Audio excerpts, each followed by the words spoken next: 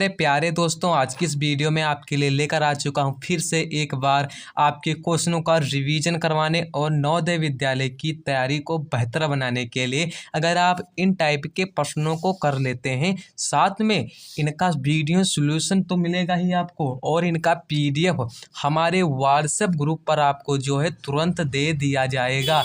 तो क्या करेंगे, आप हमारे व्हाट्सएप ग्रुप को ज्वाइन कर लेंगे। पहली संख्या यहाँ पर क्या कहता है कि दो संख्याओं का योग 11,009 है। यदि एक संख्या 9,999 है तो दूसरी संख्या क्या होगी। देखो, ऐसे प्रश्नों में आपको करना क्या होगा। तो सबसे पहला प्रश्न क्या कहता है कि दो संख्याओं का योग हमें दिया गया है। दो संख्याओं का योग हमें दिया गया है 11,900। अब यहाँ पर एक संख्या यानी कि दो संख्याएं होंगी x प्लस एक्स। अब यहाँ पर हमें दूसरी संख्या बता दी गई है, यानी कि दूसरा वाला जो x था हमारा था वो हमें बता दिया गया है कि कितना है, यानी कि 9,999 है। तो हम दूसरी संख्या यानी कि ये वाली संख्या किस प्रकार से ज्ञात करेंगे। तो ऐसी कंडीशन में हम क्या करेंगे, 11,000 यानी कि 11,009 में हम क्या करेंगे, 9,999 को हम क्या करेंगे, माइनस कर देंगे। अब जब यहाँ पर इसे हम माइनस करते हैं तो हमें यहाँ पर कितना प्राप्त होता है। तो यानी कि जब 0 में यानी कि 9 में से 9 जाएंगे तो यहाँ पर 0 बचेगा, यानी कि 10 में से जब यहाँ पर 9 जाएगा तो 1, यहाँ पर 0, फिर यहाँ पर 1। तो यही हमारी क्या हो जाएगी, दूसरी वाली संख्या हो जाएगी। अब यहाँ पर बी ऑप्शन हमारा क्या हो जाएगा, सही हो जाएगा। अब यहाँ पर नेक्स्ट प्रश्न के बारे में देख लेते हैं। दूसरा प्रश्न क्या कहता है, दूसरा प्रश्न कहता है कि यानी कि 1.3.2 प्लस 0.4 किसके बराबर है। यानी कि इनमें अब इसको जब हम प्लस करेंगे तो कितना आएगा। देखो, प्लस आपको कैसे करना है, जैसे यहाँ पर 1 दिया गया है तो यहाँ पर 1 लिख लेंगे, यहाँ पर 3 दशमलव तो यहाँ पर वैसे ही लिख लेंगे, और यहाँ पर दशमलव एक साइड रहेगा, दशमलव के अंक इधर रहेंगे और जो दशमलव के इस साइड अंक थे वो इस साइड रहेंगे। अब यहाँ पर क्या हुआ, यानी कि 0 यहाँ पर दिया गया है तो यहाँ पर हम 0 को लिख लेंगे, और यहाँ पर 4 दिया गया है तो 4 लिख लेंगे। अब 2 के नीचे अब क्या करेंगे, इनको प्लस कर देंगे, और 2 के नीचे कुछ भी नहीं है तो यहाँ पर हम 2 लिख लेंगे। 3 4 कितना होता है, 7 हो जाता है। दशमलव के सामने हम दशमलव को लगा लेंगे और 0 1 करोगे तो कितना आएगा, हमें 1 ही प्राप्त होगा। तो यही हमारा क्या हो जाता है, आंसर हो जाता है। कौन सा ऑप्शन हमारा हो जाएगा, डी ऑप्शन हमारा सही हो जाएगा। अब नेक्स्ट प्रश्न के बारे में देख लेते हैं। नेक्स्ट प्रश्न क्या कहता है कि 10.01 को प्रतिशत में हमको लिखना है। किस में लिखना है, प्रतिशत में लिखना है। तो किस प्रकार से लिखेंगे, तो यहाँ पर जब दिया गया है 0 यानी कि 10.01, अब यहाँ पर इसे प्रतिशत में लिखना है। अब यहाँ पर आपको एक चीज़ ध्यान रखनी है कि दशमलव के साइड कितने अंक दिए गए हैं। इस साइड दशमलव के अंक यानी कि 2 अंक दिए गए हैं। जब भी हम दशमलव को हटाएंगे तो इनके जो बटे में है, यानी पर 1 2 यहाँ पर अंक दिए गए हैं तो इनके बटे में कितना आ जाएगा, इनके बटे में यानी कि 2 0 यानी कि 100 आ जाएगा। अब यहाँ पर इसे प्रतिशत में लिखना है। अब प्रतिशत का पहले आप अर्थ समझ लीजिए। प्रतिशत का मतलब होता है 100, और हम इसे लिख सकते हैं 1/100 भी लिख सकते हैं।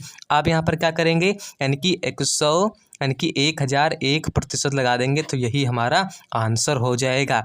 तो यानी कि C option is the right option हमारा हो जाएगा।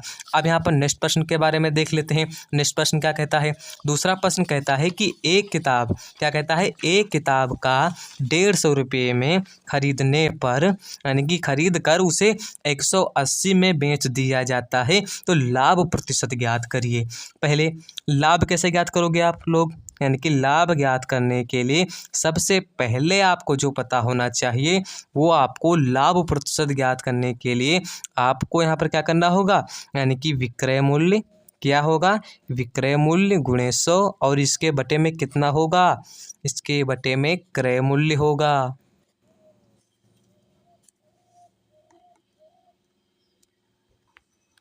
नेक्स्ट प्रश्न हमारा क्या कहता है, जैसे यहाँ पर दिया गया है कि एक किताब को 150 रुपये में खरीद कर उसे 180 में बेच दी जाती है, तो लाभ प्रतिशत क्या होगा।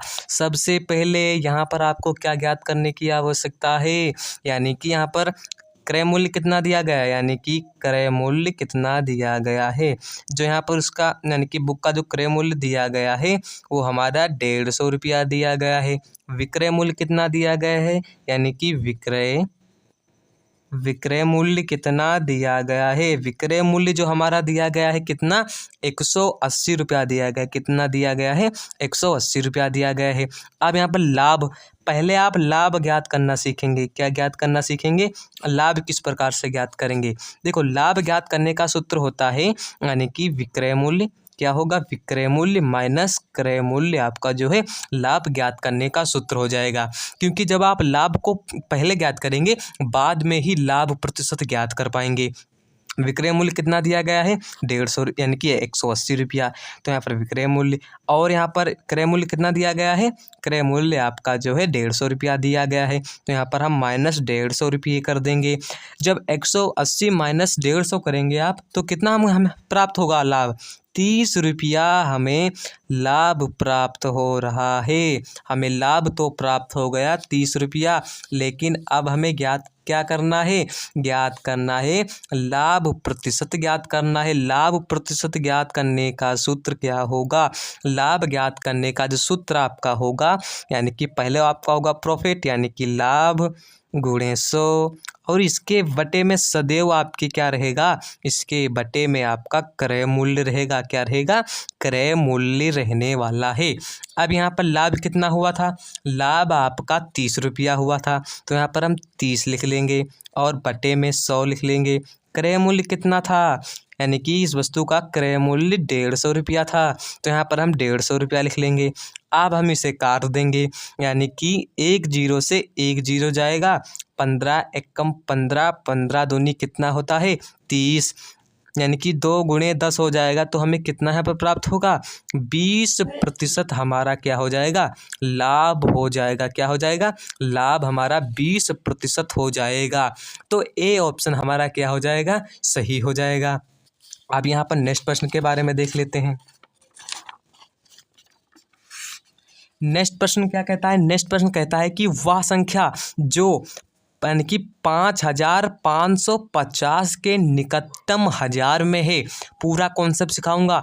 अब यहाँ पर हजार निकटतम क्या होता है, पहले आप कॉन्सेप्ट को सीखो, इसमें कॉन्सेप्ट क्या लग रहा है, यानी कि पहले आप इसमें निकटतम सीखोगे। क्या सीखोगे, निकटतम। क्या सीखोगे, निकटतम। निकटतम क्या होता है, जैसे मान लीजिए यहाँ पर कोई संख्या दी गई है 8 5 6, अब इसमें कहता है सैकड़ा, क्या बोलता है, सैकड़ा बोलता है। इसमें कौन होगा, यानी कि इकाई, दहाई, सैकड़ा। अब यहाँ पर आपको ये 2 पॉइंट याद रखने हैं। कौन से 2 पॉइंट, अगर 1 से 5 तक है अंक, जैसे बोला है यहाँ पर सैकड़ा बोला ना, तो यहाँ पर अगर सैकड़ा, इकाई, दहाई कुछ भी है तो वहाँ पर क्या होगा, यानी कि 5 से कम होना चाहिए, यानी कि यहाँ पर 4 होगा, यानी कि यहाँ पर 4 होगा, यानी कि 1 से 4 तक की कोई संख्या है तो वहाँ पर कुछ भी ऐड नहीं होगा, कोई भी संख्या को जोड़ा नहीं जाएगा। क्या है, जोड़ा नहीं जाएगा। दूसरा पॉइंट क्या कहता है, दूसरा पॉइंट अगर 5 से ऊपर संख्या है, कोई भी संख्या है जैसे 10 15, तो x मान लेते हैं, कोई भी संख्या है तो हम उसमें 1 प्लस करेंगे। क्या करेंगे, 1 प्लस करेंगे। अब यहाँ पर आपको यानी कि क्या कहता है कि 5000, क्या कहता है 5550 में निकटतम हजार का बताना है। क्या बताना है, हजार का बताना है। तो यहाँ पर क्या होगा, इकाई, दहाई, सैकड़ा, हजार। मैंने आपको बताया 1 से 4 तक का है तो कोई भी अंक नहीं जोड़ा जाएगा। यहाँ पर तो 5 दिया गया, यानी कि यही हमारा क्या होता है, हजार होता है। अब यहाँ पर बताया गया है कि अगर 5 से ऊपर कोई संख्या है, खुद भी अगर 5 है तो वहाँ पर 1 प्लस कर दिया जाएगा। तो यहाँ पर हम 5 में 1 को ऐड करेंगे तो यहाँ पर कितना हो जाएगा, 6 हो जाएगा। यहाँ पर कितने अंक दिए गए हैं, 1 2 3, तो इसके आगे हम 3 0 लगा देंगे। यही हमारा क्या हो जाएगा, निकटतम मान हो जाएगा। क्या हो जाएगा, निकटतम, यही हमारा मान हो जाएगा। तो यहाँ पर कौन सा ऑप्शन सही हो जाएगा, तो डी ऑप्शन हमारा सही हो जाएगा। अब यहाँ पर नेक्स्ट प्रश्न के बारे में देख लेते हैं। नेक्स्ट प्रश्न क्या कहता है, यहाँ पर कहता है कि 7.89 गुणे 3.90 का सन्निकटम रूप है। इसका सन्निकटम रूप, यहाँ पर जो मैंने कॉन्सेप्ट आपको समझाया ना, बिल्कुल यही कॉन्सेप्ट लगेगा आपका। क्या कहता है, किसका वो कहता है, देखो क्या कहता है कि 7, यहाँ पर क्या है, यहाँ पर है 7। अब यहाँ पर 0.89 गुणे कितना दिया गया है, 3.9 यहाँ पर दिया गया है। वही कॉन्सेप्ट अब दशमलव के इधर देखना, इसमें कोई दशमलव यानी कि इसमें कोई दशमलव नहीं था, मगर इसमें हम दशमलव के इस वाले अंक को देखेंगे। क्या कहता है 1 से 4 है, कोई अंक नहीं जोड़ा जाएगा। तो यहाँ पर क्या है 8 है, तो 7 में 1 ऐड हो जाएगा, तो यहाँ पर कितना हो जाएगा, तो यहाँ पर 8 हो जाएगा। यहाँ पर गुणे दिया गया तो यहाँ पर गुणे हो जाएगा। अब यहाँ पर इसके दशमलव के इधर देखो कितना है, अगर 1 से 4 है तो कोई भी ऐड नहीं होगा, मगर यहाँ पर ऐड होगा, यहाँ पर 9 है तो यहाँ पर हम 4 कर देंगे। अब 8 चक्कू कितना होता है, 32। तो यही हमारा क्या हो जाएगा, आंसर हो जाएगा। तो इसमें कौन सा ऑप्शन हमारा होगा, C option is the right option हमारा सही हो जाएगा। ठीक है, आप अच्छे तरीके से समझते हुए चलना। इसकी जो PDF है हमारे वो व्हाट्सएप ग्रुप पर आपको जो है मिल जाएगी। अब यहाँ पर नेक्स्ट प्रश्न के बारे में देख लेते हैं। क्या कहता है कि 135, क्या बोलता है 135 किसके बराबर है, 135 किसके बराबर है। वही कॉन्सेप्ट लगेगा प्रतिशत वाला, कौन सा कॉन्सेप्ट लगेगा, वही प्रतिशत वाला कॉन्सेप्ट आपको लगेगा। यानी कि प्रतिशत का मतलब होता है 1/100, और हम इसे केवल 100 भी लिख सकते हैं। मगर यहाँ पर दिया गया है 135, कितना दिया गया है, 135 किसके बराबर है, यानी कि प्रतिशत का मतलब 1/100, तो यहाँ पर 100 हम लिख लेंगे। अब यहाँ पर वही कॉन्सेप्ट, यहाँ पर 2 अंक है, 2 जीरो दिए गए हैं, इससे दशमलव में अगर बदलना है तो क्या करेंगे, 2 अंकों के बाद यानी कि पॉइंट का प्रयोग करेंगे। यानी कि यहाँ पर लिख लेंगे 35, यानी कि 2 यहाँ पर जीरो दिए गए हैं, तो यहाँ पर कितना आएगा 1, 2, यहाँ पर इस पॉइंट लगा देंगे तो यही हमारा आंसर हो जाएगा। क्या हो जाएगा, यही हमारा आंसर हो जाएगा। इसमें देख लेते हैं कौन सा ऑप्शन हमारा मैच कर रहा है, तो बी ऑप्शन हमारा क्या हो जाएगा, सही ऑप्शन हो जाएगा। आइए नेक्स्ट प्रश्न के बारे में देख लेते हैं। नेक्स्ट प्रश्न क्या कहता है, देखो नेक्स्ट प्रश्न हमारा बहुत ही इंपॉर्टेंट क्वेश्चन है, यानी कि सरल कोण। सरल कोण किसे कहते हैं, ये नया चैप्टर है। अगर आप इससे रिलेटेड क्वेश्चन को हल करना नहीं सीखेंगे तो इससे रिलेटेड क्वेश्चन भी पूछे जाते हैं। सरल कोण कौन सा है, अब यहाँ पर सरल कोण देख लेते हैं क्या होता है, यानी कि सरल कोण क्या होता है, सरल कोण। अब यहाँ पर एक लाइन खींच दो, जब हमने एक लाइन खींची जो कितना डिग्री बनाता है, यानी कि ये कितना कोण बनाता है, ये कितना कोण बनाता है, और हम इसे क्या बोलते हैं, सरल कोण बोलते हैं। क्या बोलते हैं, सरल कोण बोलते हैं। यही हमारा 180 डिग्री बनाता है। ये आपको याद रखना है, क्या रखना है, यही आपको जो है याद रखना है। तो यहाँ पर बी ऑप्शन हमारा सही हो जाएगा। अब यहाँ पर नेक्स्ट प्रश्न के बारे में देख लेते हैं। नेक्स्ट प्रश्न हमारा कहता है कि जैसे मान लीजिए आपको यहाँ पर बताया गया है कि संख्या 2, 3, 4, 5, यानी कि इसमें बताया गया है संख्या 2, 3, 4, 5 किससे विभाज्य है। अब यहाँ पर आपको, इससे पहले मैं आपको यहाँ पर भाज्यता का नियम समझा देता हूँ। अब यहाँ पर पहले आप 2 का भाज्यता का नियम समझ लीजिए। देखिए 2 का भाज्यता का नियम होता है, इकाई अंक आपका क्या होना चाहिए, इकाई का अंक आपका 2 हो, 4 हो, यानी कि 6, 2 यानी कि 6, 8 हो, तो वो क्या हो जाएगी, 2 से पूर्णतः रूप से भाग चला जाएगा। 3 का भाज्यता का नियम देख लेते हैं। सभी अंकों का क्या होगा, सभी अंकों का क्या होना चाहिए, सभी अंकों का योग, यानी कि योग आपका जो है 9 से विभाजित, यानी कि 3 से विभाजित होना चाहिए, 3 से आपसे विभाजित होना चाहिए। 4 का भाज्यता का नियम क्या कहता है, 4 का भाज्यता का नियम कहता है कि अंतिम क्या होना चाहिए, अंतिम 2 अंक 4 से विभाज्य हों, यानी कि अंतिम 2 अंक आपके जो 4 से विभाज्य होना चाहिए।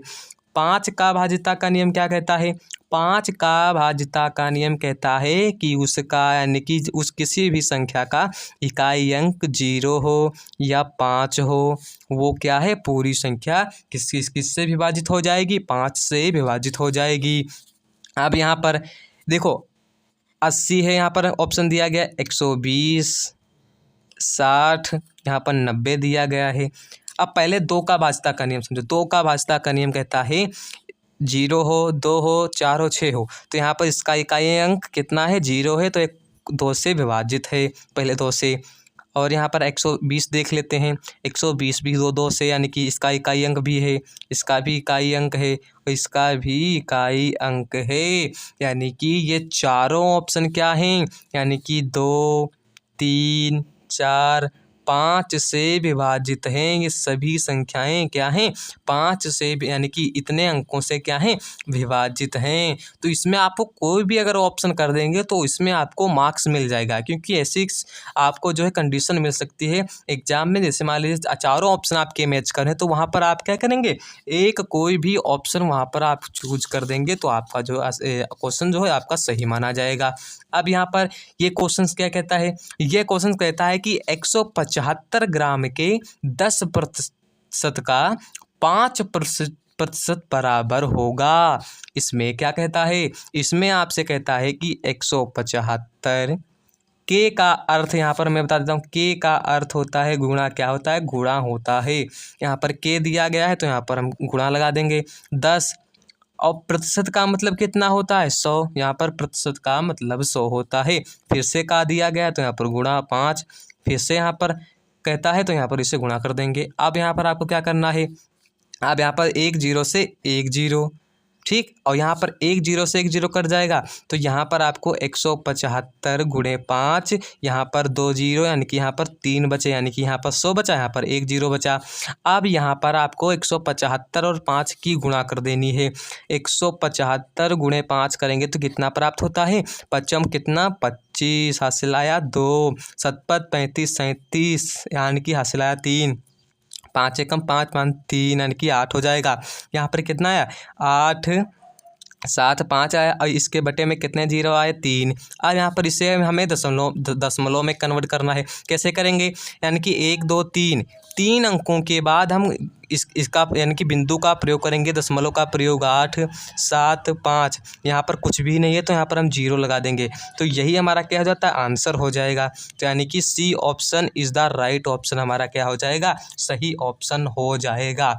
अब यहाँ पर इनके भाज्यता का नियम हम भाज्यता का नियम थे वो मैंने क्या किया था, आपको समझा दिया था। 5 का भाज्यता का नियम जिसका इकाई अंक 0 हो या 5 हो। 6 का भाज्यता का नियम 2 से 3 से जो भी संख्या विभाजित होती हैं वो सभी 6 से विभाजित हो जाएंगी।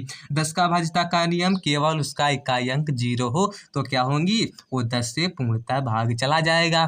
3 का भाज्यता का नियम मैंने समझा दिया कि सभी अंकों का योग क्या होगा, आपको यानी कि वह पूरी संख्या 3 से विभाजित हो जाएगी। अगर आपको इनमें से कोई भी क्वेश्चंस अगर आपको समझ में नहीं आया है तो आप क्या करेंगे, कमेंट बॉक्स में उस क्वेश्चंस का नाम लिख देंगे, उससे रिलेटेड मैं एक नेक्स्ट वीडियो आपके लिए बना दूंगा। तो हमारे चैनल को सब्सक्राइब कर लेना, आपको बहुत ही फ्री में क्लासें और आपको नोट्स फ्री में मिलने वाले हैं। तो आज के लिए बस इतना ही। तो जय हिंद, वंदे मातरम, धन्यवाद।